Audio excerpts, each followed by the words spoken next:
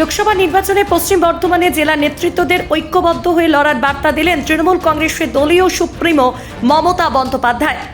সোমবার রাতে দুর্গাপুরের সার্কিট হাউসে রাত্রিবাস করেন তিনি। তার আগে পশ্চিম বর্ধমান জেলার দলীয় নেতৃত্বের সঙ্গে এক প্রস্থ বৈঠক সারেন তিনি। মঙ্গলবার দুর্গাপুর থেকে পুরুলিয়া যান তিনি।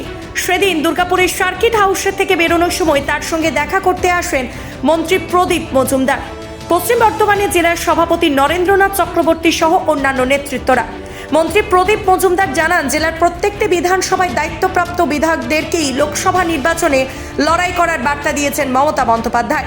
পাশাপাশি তিনি জানান, দুর্গাপুর পশ্চিম কেন্দ্রে যে আসনটি বিজেপির দখলে, সেখানে দায়িত্ব দেওয়া হয়েছে দলের হেরে যাওয়া প্রার্থী বিশ্বনাথ পারিয়ালকেই। পাশাপাশি তিনি এও জানান, আসানসোল দক্ষিণ বিধানসভা কেন্দ্রটির দায়িত্ব দেওয়া হয়েছে তাকে এবং রানীগঞ্জের বিধায়ক তাপস ব্যানার্জিকে।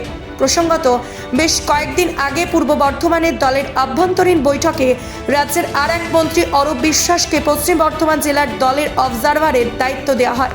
সঙ্গে রানীগঞ্জের বিধায়ক তাপস ব্যানার্জি, জেলার নেতৃত্ব ভি শিবদাস দাসু ও বিশ্বনাথ পারিয়ালকে দায়িত্ব দেওয়া হয়। আমরা তো জানি যে দিদি দুর্গাপুরকে ভালোবাসেন, তাই দিদি সময় সুযোগ পেলেই দুর্গাপুরে সার্কিট হাউসে এসে থাকেন। এটা আমাদের দুর্গাপুরবাসী হিসেবে আমরা খুব খুশি। আর দলের জেলা সভাপতি হিসেবে বলতে চাই, মিটিং নিশ্চয়ই হয়েছে এবং সেই মিটিংয়ে দিদি লড়াই করার বার্তা দিয়েছেন এবং লড়াই করে জিততে হবে এই কথা আমাদেরকে জানিয়ে দিয়েছেন। এবং ঐক্যবদ্ধ পশ্চিম বর্ধমান জেলা তৃণমূল কংগ্রেস এই নির্বাচনে 2টি সিটই জিতে দিদির হাতে আমরা তুলে দেবো, এটা আমাদের সর্বসম্মত সিদ্ধান্ত।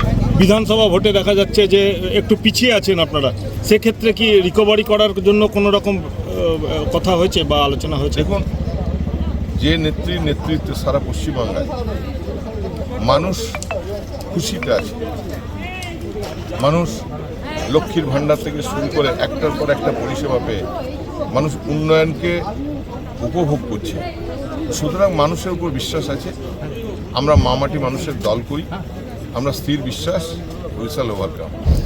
সবাই একসঙ্গে ভালোভাবে লোকসভা নির্বাচনটা করতে হবে, এই বার্তা দিই। পূর্ব বিধানসভা পশ্চিম বিধানসভায় দায়িত্ব কারা কারা পেলেন যদি একটু বলেন।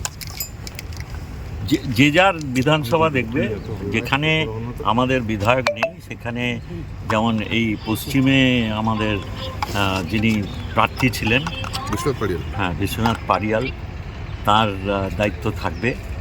আর সবাইকে সহায়তা। পূর্ব জেলায় কি কেউ আমি দেখবো না ওরকম ভাবে, সেটা তো একটা আলাদা কমিটির আগের দিন অ্যানাউন্স করে দিয়েছেন। কিন্তু এছাড়াও যেমন আমি দক্ষিণে বাই ইলেকশনে দেখেছিলাম, সেখানে আসানসোলে, সেখানে আমি তাপস ভাই, তারপরে আমাদের সভাধিপতি, এরাও দায়িত্ব থাকবে।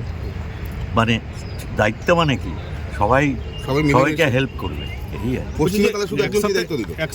ওখানে সকলেই হেল্প করবে। হ্যাঁ নিশ্চয়ই, ওই তো প্রার্থী ছিল। লোকসভা ভোটে একসাথে চলার বার্তা দিয়েছেন। ঠিক কি বললেন? এইটাই তো, সবাই একসঙ্গে, ওই যে বললাম, একে অপরকে সহায়তা করবে সবাই।